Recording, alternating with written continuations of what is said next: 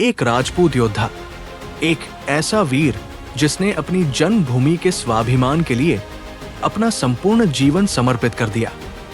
मुगल सम्राट अकबर जिसे झुका नहीं सका, जंगलों में भटकने के बावजूद जो कभी हारा नहीं। ये कहानी है महाराणा प्रताप की, एक ऐसे वीर की जिसे आज भी पूरी दुनिया सम्मान से याद करती है। राजपूताना की पावन धरती पर एक महान योद्धा ने जन्म लिया। 9 मई 1540 कुंभलगढ़ किला, मेवाड़ के महाराजा उदय सिंह द्वितीय के महल में एक राजकुमार का जन्म हुआ, जिसे नाम दिया गया प्रताप। बाल्यकाल से ही प्रताप अन्य राजकुमारों से अलग थे।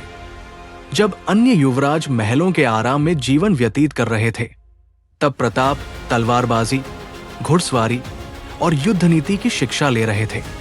उनका जीवन एक ही मूल मंत्र पर आधारित था, स्वाभिमान से जीना और अपनी मातृभूमि की रक्षा के लिए हर संघर्ष करना।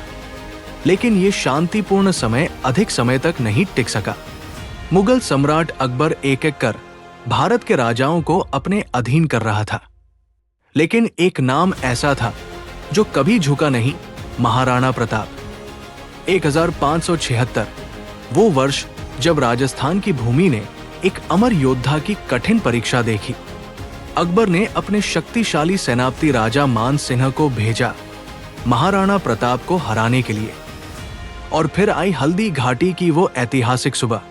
मेवाड़ की सेना छोटी थी, जबकि मुगल सेना कई गुना अधिक शक्तिशाली। लेकिन ये युद्ध केवल तलवारों का नहीं था, ये स्वाभिमान और गुलामी के बीच का महासंग्राम था। महाराणा प्रताप अपने अद्वितीय घोड़े चेतक पर सवार होकर युद्ध भूमि में कूद पड़े। उनका केवल एक ही लक्ष्य था, मुगलों को यह दिखाना कि मेवाड़ कभी झुकेगा नहीं। चेतक, एक ऐसा घोड़ा जिसकी वीरता को इतिहास कभी नहीं भुला सकता। जब एक विशाल युद्ध हाथी ने महाराणा प्रताप पर आक्रमण किया, तब चेतक ने अपनी आखिरी सांस तक अपने स्वामी की रक्षा की।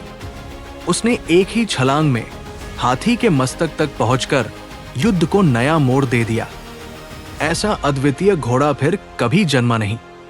युद्ध अंत तक चला।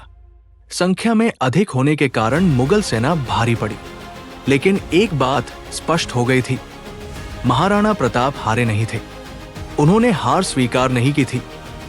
हल्दी घाटी के बाद महाराणा प्रताप को अपने परिवार और सेना के साथ जंगलों में शरण लेनी पड़ी। क्या आप सोच सकते हैं, एक महान सम्राट जो कभी भव्य महलों में रहता था, वो आज पत्थरों के बीच सोने को मजबूर था। जो कभी शाही भोजन करता था, वो आज घास की रोटियां खाने पर विवश था। लेकिन इन सभी कठिनाइयों के बावजूद उन्होंने मुगलों के आगे कभी सिर नहीं झुकाया। उनके प्रिय सहयोगी भामाशाह ने अपनी पूरी संपत्ति तक दान कर दी, ताकि महाराणा प्रताप अपनी सेना को पुनः सशक्त कर सकें। महाराणा प्रताप ने गुरिल्ला युद्ध नीति अपनाई, पहाड़ों से आक्रमण किए और मुगलों को एक एक कर पीछे हटने पर मजबूर कर दिया। कुछ ही वर्षों में उन्होंने मुगलों से अपनी भूमि पुनः छीन ली। 19 जनवरी 1597 महाराणा प्रताप अपनी राजधानी चावंड में थे। उनकी उम्र बढ़ रही थी, शरीर कमजोर हो चुका था, लेकिन दिल अब भी एक योद्धा का था। अपने अंतिम क्षणों में उन्होंने अपने पुत्र को आदेश दिया, मेवाड़ को कभी मुगलों के सामने झुकने मत देना। यही तुम्हारा सबसे बड़ा कर्तव्य है। और इस प्रकार एक महान योद्धा ने अपनी अंतिम सांस ली। लेकिन महाराणा प्रताप सिर्फ एक नाम नहीं, बल्कि एक जज्बा है, जो आज भी हर भारतीय के दिल में। एक राजा जिसने अपनी शानो शौकत छोड़ जंगलों में संघर्ष किया। एक योद्धा जो हार कर भी जीत गया। एक राजपूत जो कभी झुका नहीं। ये थे महाराणा प्रताप। उनका जीवन हमें सिखाता है कि चुनौतियां चाहे कितनी भी कठिन हो, अगर साहस अडिग हो तो पराजय असंभव है।